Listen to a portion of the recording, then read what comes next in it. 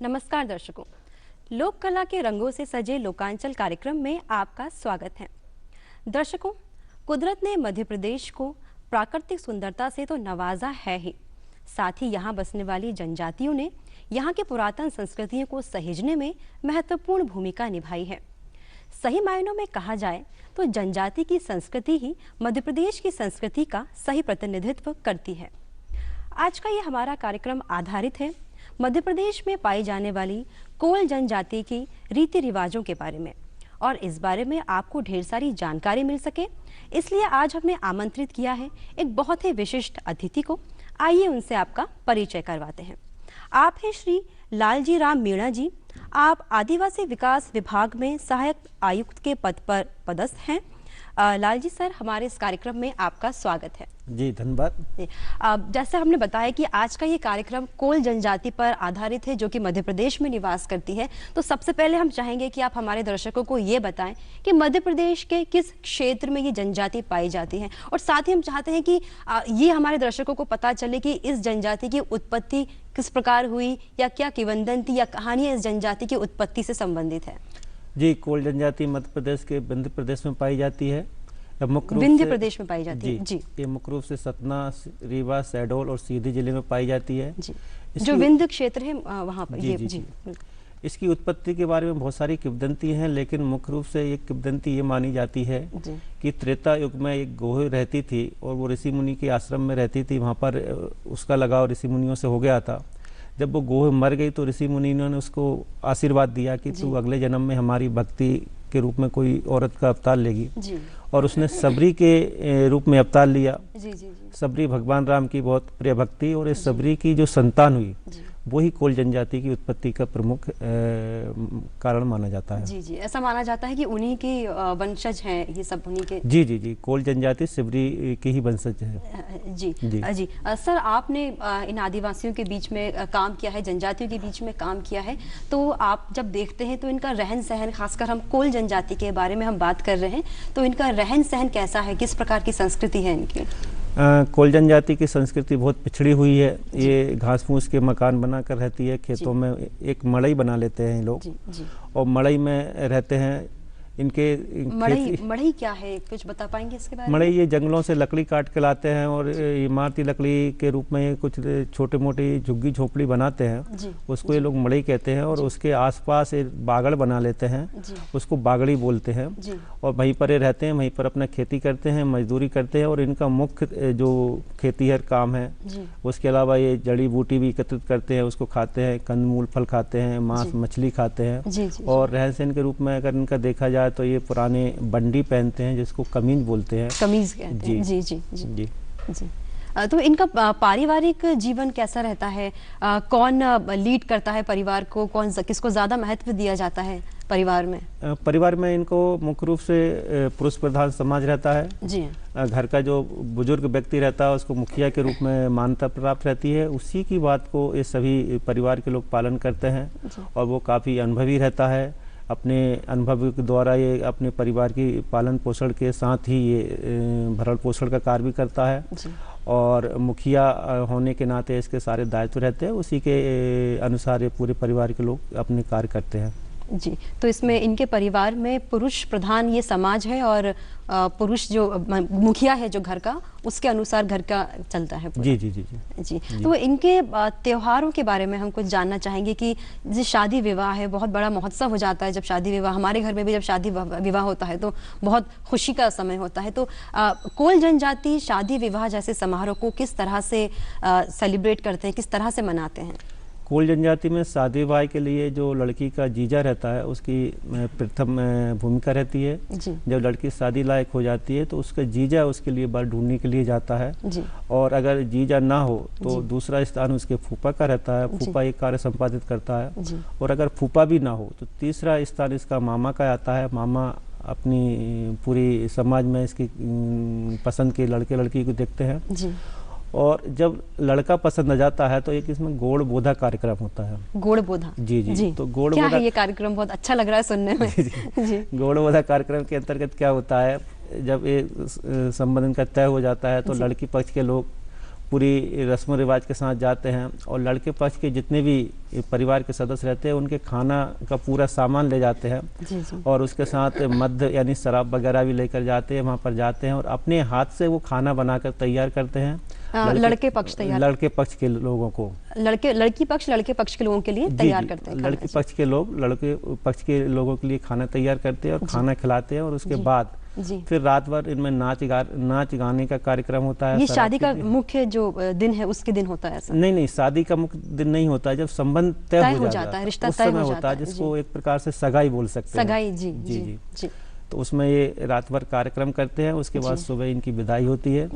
विदाई होने के बाद फिर इनकी जो तिथि होती है उस तिथि को शादी विवाह करते हैं। फिर ये बारात लेकर जाते हैं। तो बारात में जो वधू पक्ष के लोग रहते हैं वो बरयानी कहलाते हैं और वो अपनी पूरी व्यवस्था के साथ इन लोगों को जनवासा वगैरह में ठहराते हैं। फिर इनमें कार्यक्रम होता है माट गोटरी जी, और जिसको माटाहारी भी बोलते हैं। तो माटाहारी के तहत ये पूरी लोग शराब पीते हैं, खाना खाते हैं और उसके बाद शराब के नशे में फिर ये नृत्य वगैरह करते हैं। जी। तो किस प्रकार के नृत्य करते हैं ये लोग, या क्या इनका पारंपरिक नृत्य है, क्या है? जी, इनमें एक मुख्य नृत्य होता है कोल दहका।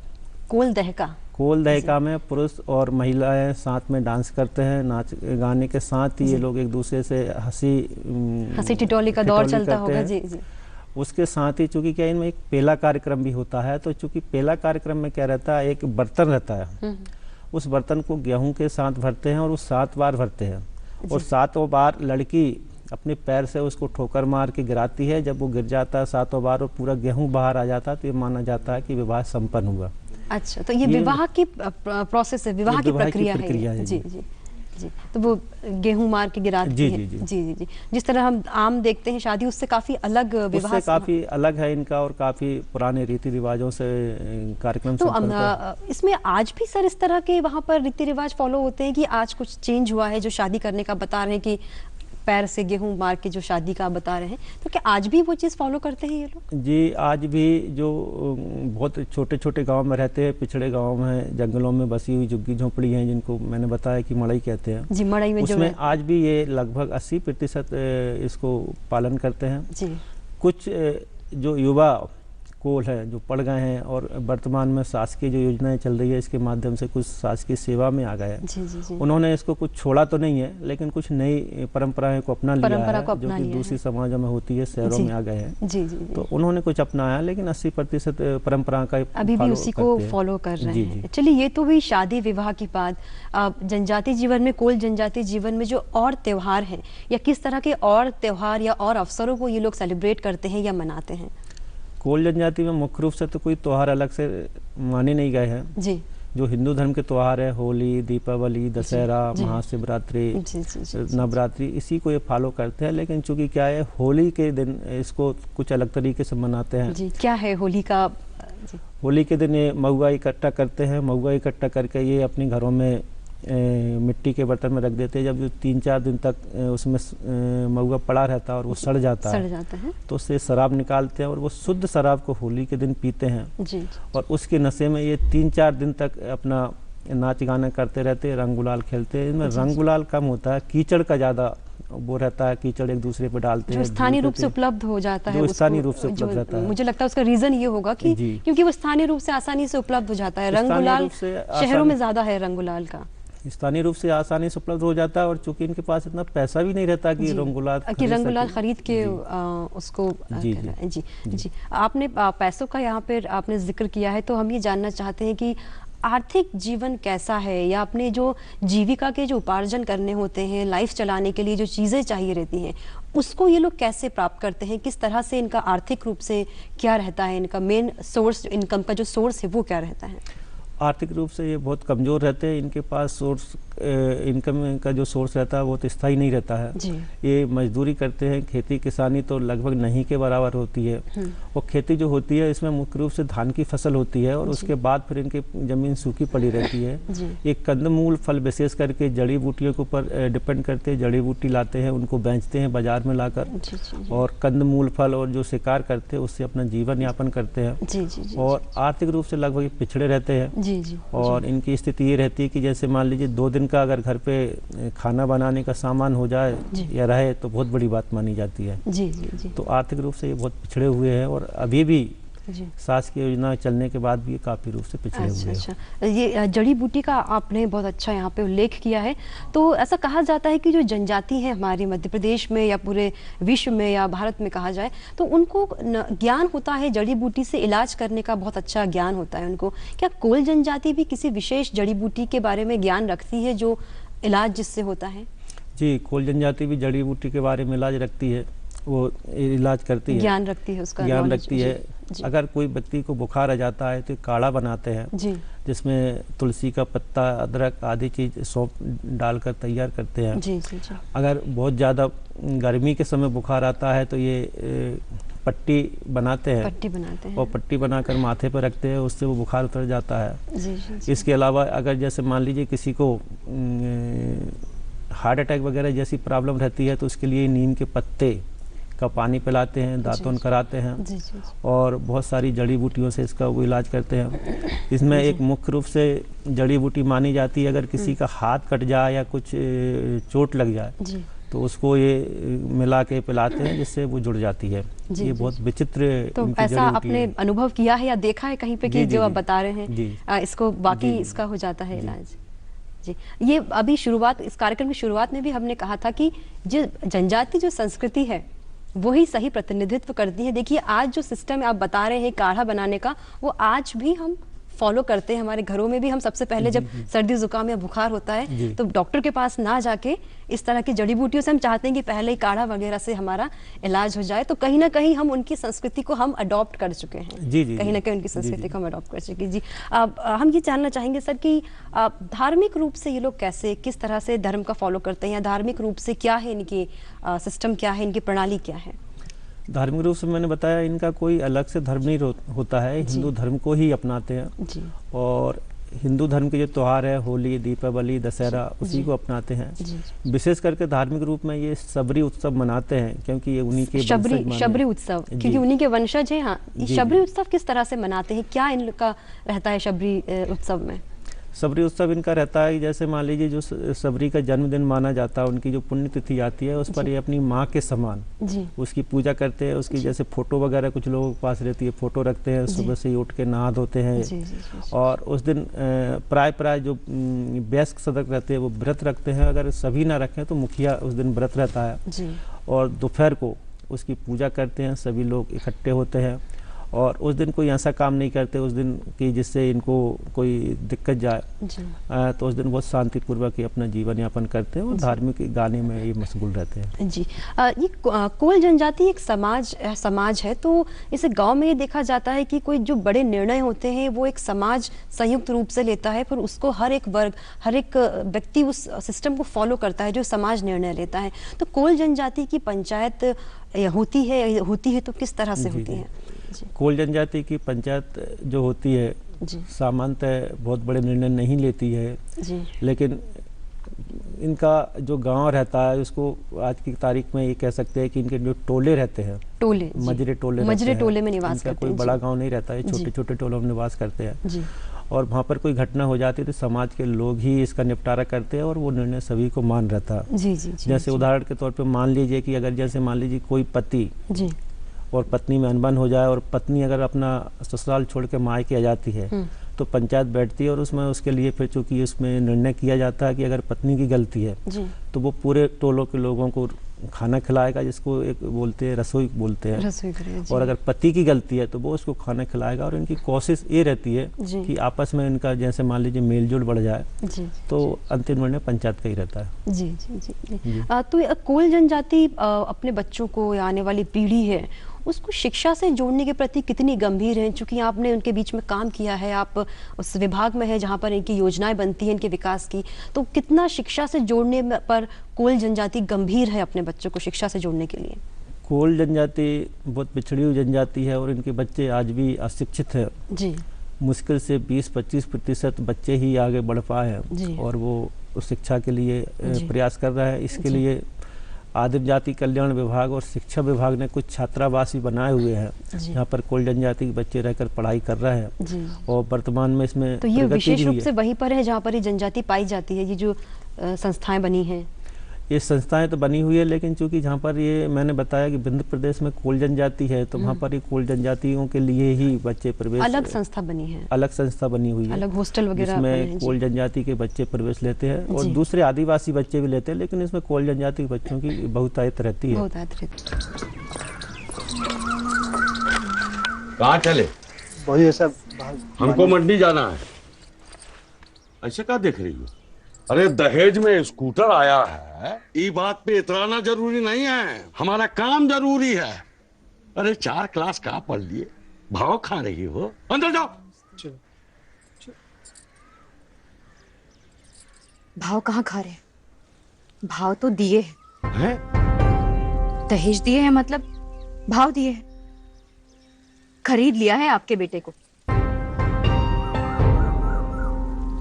इज्जत से पूछेगा तो मिलेगा यूज करने, स्कूटर भी और बेटा भी। पढ़ेगी बेटी तभी तो बढ़ेगी बेटी। चलो।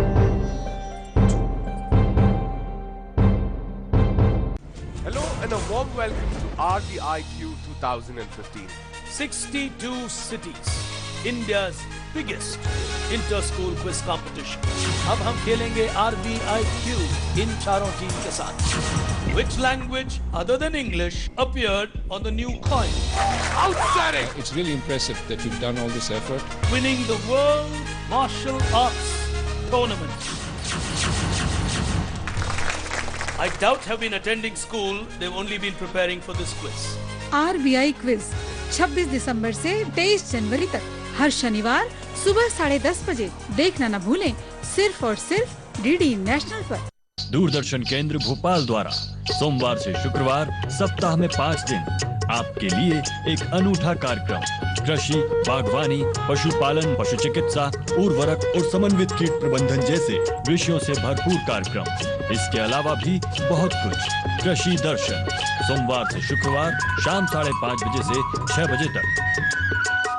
तो वहाँ पर कुछ सकारात्मकता देखने को मिलती है कि हाँ, ये लोग अब गंभीर है शिक्षा के प्रति, कि यदि माँ बाप अपने बच्चों को भेज रहे हैं इस तरह के हॉस्टल में या स्कूल में, इसका मतलब है कि वो गंभीर हो रहे हैं शिक्षा के लिए। जी, ये गंभीर हो रहा है और छोटे छोटे पदों पर कुछ कोल जनजाति के व्यक्ति शासकीय सेवा में भी आए हुए हैं, जैसे चपरासी पद पर है, अभी कुछ अधीक्षक पद पर है, कुछ शिक्षक के पद पर है और 2-3% लगभग इनका दायरा बढ़ा हुआ है और वर्तमान में ये प्रगति कर रहा है। अभी अगर देखा जाए तो विंध्य प्रदेश में कोल जनजाति के छात्रावासों में काफ़ी बच्चे कोल जनजाति के 10वीं और 12वीं में अच्छे नंबरों से पास हुए हैं और दूसरे ये एक अच्छा पॉजिटिव साइन है, ये सकारात्मक पहल है हमारी कि कोल जनजाति जिसको आप बता रहे हैं कि जो शबरी के वंशज कहला रहे हैं वो भी आज शिक्षा से जुड़ रहे हैं। सर, आपने काफी इनके बारे में किताब भी लिखी है, आप मुझे बता रहे थे कि आपने किताब भी लिखी है, तो सामाजिक रूप से कितना परिवर्तन आया है आज से मान लीजिए कई साल पहले और आज की स्थिति में? आप क्या परिवर्तन देखते हैं सामाजिक रूप से, किस चीज को इन्होंने एक्सेप्ट किया हुआ है? सामाजिक रूप से इनमें जो परिवर्तन मुझे देखने को मिला सीधी, सतना, शहडोल जिलों में, ये अब जिला स्तर पर आकर अपना पढ़ाई लिखाई का काम तो करते ही है, साथ ही ये सामाजिक त्योहार होते हैं उस पर भी ये जिले स्तर से बाजार से सामान खरीद के ले जाते हैं और इन्होंने कुछ उन्नति की है, ये 2 रुपये या 2 पैसा बचाना भी जानने लगे हैं। तो अब ये रोजगार से जुड़ रहे हैं, कुछ अलग रोजगार, इनके जो पारंपरिक आप बता रहे हैं जो पारंपरिक रोजगार ये अपनाते हैं उससे अलग भी कुछ रोजगार में से जुड़ रहे हैं? हाँ जी, ये रोजगार से जुड़ने लगे हैं। जैसे ये खेती करते थे पुरानी परंपरा तरीके से। इसमें चूंकि क्या है कि शासन ने अभी इनके लिए कोल विकास अभिकरण की स्थापना की है, तो कोल विकास अभिकरण की जी, तो कोल विकास अभिकरण के अंतर्गत जैसे मान लीजिए कृषि करते हैं तो इनके लिए 20,000 रुपये की योजना चलाई गई है। जी, क्या है ये योजना? ये योजना कोल विकास अभिकरण आदिम जाति कल्याण विभाग की तरफ से जिले में संचालित की जाती है और हर एक जिले में है ये योजना? ये विंध्य प्रदेश में है जहाँ पर कोल जनजाति निवास करती है वहीं पर है। और इसके लिए चूंकि क्या है कि इनसे आवेदन लेता है कृषि विभाग अपने प्रस्ताव बना के आदिम जाति कल्याण विभाग को देता है और वर्तमान में आदिम जाति कल्याण विभाग का जो सहायक आयुक्त है वही कोल विकास अभिकरण का मुख्य कार्यपालन अधिकारी है और वो प्रस्ताव के हिसाब से 20,000 रुपये प्रति कृषक के मान से इनको खेती करने के लिए पैसा देता है, जिसके लिए मेड़ बना सकते हैं और इनके जो धान के खेत रहते हैं वो बना सकते हैं। इस प्रकार से इनके खेती करने के उसमें परिवर्तन आया हुआ है। दूसरा, इसमें गणवेश एक योजना बनाई है कोल विकास अभिकरण में।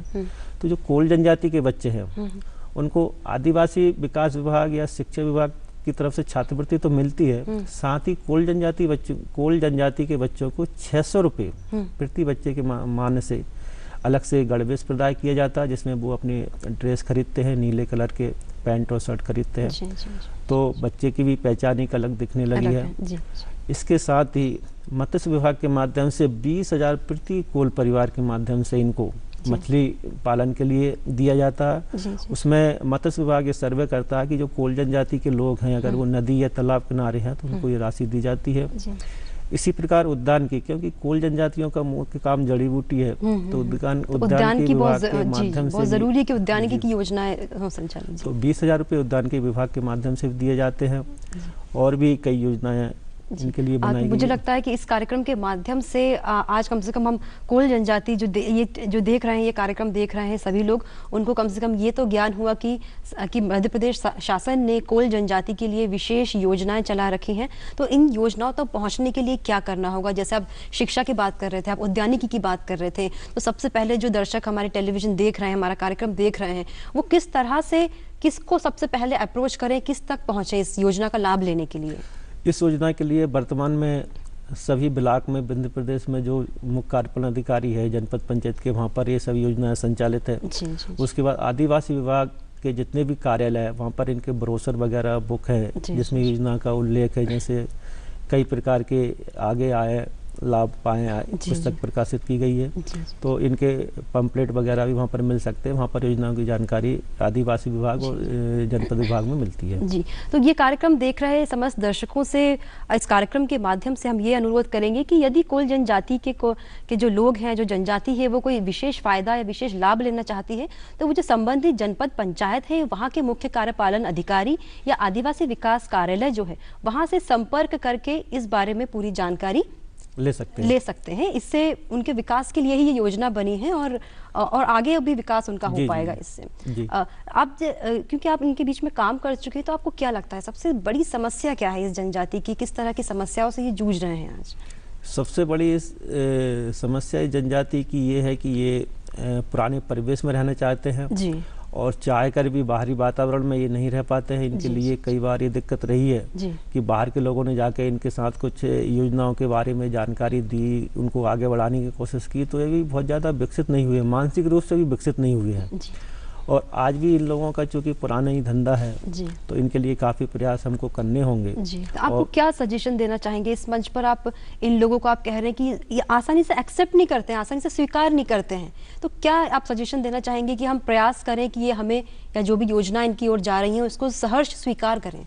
जी, इसके लिए चूंकि क्या जो भी विभागीय अधिकारी कर्मचारी है और जो समाज सेवी है, उनके लिए इनके गांव में जाकर बहुत मेहनत करना होगी, इनको बताना होगा। और इनके साथ आपको लगता है कहीं ना कहीं हमें को इनके जैसा होना पड़ेगा इनको बताने के लिए? कहीं ना कहीं वो अंतर देखते हैं, इस वजह से झिझकते हैं कि नहीं हमें ये एक्सेप्ट नहीं करना? जी, ये तो स्वाभाविक है। जैसे हम इनके बीच में जाते हैं और हम शहरी वातावरण में बात करते हैं तो ये बहुत कतराते हैं, उसका जवाब भी नहीं दे पाते हैं। लेकिन हम वहीं के गाँव के किसी टीचर को ले लेते हैं, शिक्षक को ले लेते हैं और उन्हीं की भाषा में वो ट्रांसलेट करते हैं और हम सिंपली उनसे बात करते हैं, जैसे भैया क्या हो रहा है, बाई क्या हो रहा है, तो वो फिर थोड़ा सा खुल जाते हैं। जी, जो उनकी भाषा है उसमें यदि हम उनसे बात करें या उनके किसी व्यक्ति के माध्यम से बात करें तो उसका असर ज्यादा होगा बनस्पत इसके कि हम सीधे जाके उनसे शहरी वातावरण से यदि बात करें तो उससे ज्यादा असर उसमें होगा उसमें। जी, इसमें चूंकि क्या है बघेली भाषा में योजनाएं संचालित की जानी चाहिए, हिंदी के साथ साथ ये बहुत जरूरी है। क्योंकि उनको हम हिंदी में बताते हैं तो वो कई तो हिंदी भाषा भी नहीं समझते हैं। इस वजह से भी तो क्या है बोली कौन सी है, कौन सी बोली? इनकी बोली विशेष करके बघेली मिलती जुलती है, बाकी कोल जनजाति की बोली अलग ही है जिसको कोल बोली बोलते हैं। लेकिन मैंने जो वहाँ पर जाके महसूस किया, बघेली और कोल का मिला जुला रूप है और बघेली भाषा ही अच्छी प्रकार से समझ लेते हैं हिंदी भाषा की अपेक्षा। जी जी जी। तो हिंदी भाषा के साथ ही इनको बघेली भाषा में भी शिक्षा दी जानी चाहिए, और ये मैंने प्रयास भी किया था सीधी जिले में जी। लेकिन चूंकि ये एक टेक्निकल प्रॉब्लम है जी। तो वहाँ पर इस पर चर्चा हुई, कलेक्टर साहब और कमिश्नर साहब ने भी इस पर कहा। अब चूंकि एक छोटा ही एरिया है जी जी, तो अब शासन स्तर पर चूंकि लंबा समय लगेगा इसको, जी, हो सकता है जब तक ये और विकास कर जाए तो जरूरत ही न पड़े। जी जी। शहरीकरण का कितना असर हुआ है इनमें, क्योंकि अर्बनाइजेशन या शहरीकरण बहुत जल्द से विस्तार हो रहा है इसका शहरीकरण का, तो क्या कोल जनजाति भी शहरीकरण से प्रभावित हुई है? कोल जनजाति शहरीकरण से प्रभावित तो नहीं हुई है, जैसे मैंने बताया कि 2-3% लोग अभी शासकीय सेवा में आए हुए हैं, लेकिन शासकीय सेवा में आने के बाद भी ये अपने स्कूल या छात्रावास में या जहाँ पर भी ये सेवा दे रहे हैं वहाँ पर ये बहुत ज़्यादा हिले मिले नहीं है। अगर जैसे मान लीजिए शहर में नौकरी भी कर रहे हैं तो ये नहीं कि ये कमरा बना के रहने लगेंगे या चूँकि अपने परिवार को वहाँ पर भी ले आएंगे, इनका बस यही रहता है कि सुबह आएंगे शाम को अपने घर चले जाएंगे। इनको अभी शहरी वातावरण से बहुत लगाव नहीं है। तो तकनीक या टेक्नोलॉजी से भी जुड़ने का तो जब आप बता रहे हैं शहरीकरण से तो ज़्यादा एक्सेप्ट नहीं किया होगा टेक्नोलॉजी को भी। का तो सवाल ही नहीं उठता है इसमें जी। और ये लोग चूँकि अपनी परंपरा इतनी जल्दी छोड़ भी नहीं पा रहे हैं जी जी, तो इसके लिए भी समय लगेगा। जी जी जी जी। ये तो आपने बताया कि क्या क्या किस तरह की समस्या है इनके लिए। आप चूँकि काम कर चुके हैं इन जनजातियों के बीच में, तो आप अपना कोई अनुभव हमसे शेयर करना चाहेंगे इस मंच पर कि जो आपने कोल जनजाति के बीच कोई अनुभव अगर प्राप्त किया हो आपने तो? कोल जनजाति के बीच में मेरा मुख्य अनुभव ये रहा कि मैंने कई बार कुछ गिने चुने जो शासकीय सेवक है उनके साथ ये कोशिश की कि ये अपने उद्देश्य में या अपने वातावरण में परिवर्तन लाए, लेकिन उनमें बहुत ज़्यादा परिवर्तन नहीं लाया। एक छात्रावास में मैंने लगातार 1 महीने मेहनत की और उसको मैंने ये कहा उस भ्रत को कि आप यहाँ नहीं रहोगे तो मैं आपको सस्पेंड कर दूंगा, नौकरी से निकाल दूंगा। तो उसने आखिर में यही कहा, साहब हम हमारे परिवार को नहीं छोड़ सकते, हम इस माहौल में नहीं रह सकते। वो कोल जनजाति से ही थे वो व्यक्ति? वो कोल जनजाति का ही व्यक्ति था। तो इससे मैंने ये महसूस किया कि ये बहुत जल्दी अपनी परंपरा को नहीं छोड़ पाएंगे, वातावरण को नहीं छोड़ पाएंगे, इनको धीरे धीरे समय लगेगा। फिर उसके बाद फिर मैंने उसमें चेंज किया, मैंने उसको बताया कि आप 1 सप्ताह में 1 दिन तो कम से कम रहा करो। तो उसका एक छोटी सी शुरुआत तो हो कम से कम। जी। तो वो लोग बड़ा आश्चर्य कर रहे थे, आसपास के गांव के लोग बोले ये तो कभी रहा नहीं। बोले साहब आपने इतना मेहनत करके आपने टाइम निकाला। तो फिर मैंने बताया कि मैं अपनी अन्य काम के साथ भी इसको विशेष निगरानी में रखा हुआ था, इससे थोड़ा सा परिवर्तन आया। और तत्कालीन कलेक्टर ने इस चीज़ की काफ़ी सराहना की। जी जी जी जी। ये एक छोटा सा प्रयास था आपकी ओर से, उनको विकास के मुख्य धारा से जोड़ने का आपकी ओर से एक प्रयास था। इसमें इस समुदाय में या जनजाति में महिलाओं की क्या स्थिति है, कितना वो आगे बढ़ पाई हैं? महिलाओं की स्थिति तो इसमें काफ़ी पीछे है। क्या बालिकाओं के लिए भी कोई अलग से छात्रावास वगैरह की व्यवस्था है? हाँ, बालिकाओं के लिए छात्रावास है, जिसके लिए कन्या छात्रावास स्कूल शिक्षा विभाग राज्य शिक्षा केंद्र की तरफ से बनाए गए हैं। उसमें बालिकाएं पढ़ रही हैं, लेकिन अगर स्त्रियों को देखा जाए तो उनमें बहुत ज़्यादा उन्नति या विकास नहीं हुआ है। आज भी अब गांव में रहती है, जैसे आप बता रहे हैं, जो उनका स्थानीय आजीविका का साधन है, क्या उसमें स्त्रियां हाथ बटाती हैं उनका? उसमें स्त्रियाँ हाथ बटाती है। स्त्रियाँ मुख्य रूप से जंगलों में रहती है, तो वो लकड़ी इकट्ठी करती है और लकड़ी इकट्ठी करके पास का जो शहर रहता है या छोटा जो तहसील प्लेस का स्थान रहता है वहाँ पे जाती है, वहाँ से वो लकड़ी बेचती है। उससे उनको आजीविका का थोड़ा सा सहारा मिलता है। लेकिन आज भी पुरानी वो जो लाख रहती है चूड़ी की जगह वही पहनती है और बहुत ज़्यादा इनको रहन सहन ऐसा कुछ लगाव नहीं है जिससे लगे कि इन लोगों में बहुत ज़्यादा विकास हुआ है। जी जी। तो महिला और पुरुष में आप बता रहे थे कि जो अंतर है वो बना हुआ है, तो इनके क्या आपने जब काम किया इनके बीच में तो आपको कभी महसूस हुआ कि ये जो बच्चियां हैं कोल जनजाति की या जो महिलाएं हैं वो रुचि भी रखती हैं आगे आने में? कोल जनजाति के बच्चे रुचि रखते हैं। उनके लिए काफ़ी योजना बनाने के बाद उनको इस चीज़ का विश्वास दिलाया गया है कि बच्चे पढ़ेंगे तो आगे चल के शासकीय सेवा में आएंगे, अपने पैरों पे खड़े होंगे और अच्छा रोजगार करेंगे। तो ये भावना धीरे धीरे उनमें विकसित हो रही है और इसी के मद्देनज़र वो लोग अपने बच्चों को पढ़ाने लगे हैं। प्रत्येक गांव में लगभग सभी बच्चे स्कूल जाने लगे हैं। ये बहुत अच्छी बात है। जी जी जी जी जी। अब लाल जी सर, आपने कोल जनजाति के बारे में हमें बहुत विस्तार से जानकारी दी है। मुझे लगता है इस मंच में इतने विस्तार से जानकारी हमें तो मिली ही है, साथ ही हमारे दर्शकों ने भी आज कोल जनजाति के बारे में न केवल उनके रीति रिवाज बल्कि उनका रहन सहन, उनकी संस्कृति, सबके बारे में आज आपने बहुत विस्तार से जानकारी दी है। आप हमारे इस कार्यक्रम में आए, इसके लिए हम आपके आभारी हैं। धन्यवाद। जी जी, बहुत बहुत धन्यवाद आपका। दर्शकों, हमें पूरी उम्मीद है कि आज के इस कार्यक्रम से आपने कोल जनजाति के बारे में विस्तार से जानकारी प्राप्त की होगी। आज के लिए हमें दीजिए आज्ञा। नमस्कार।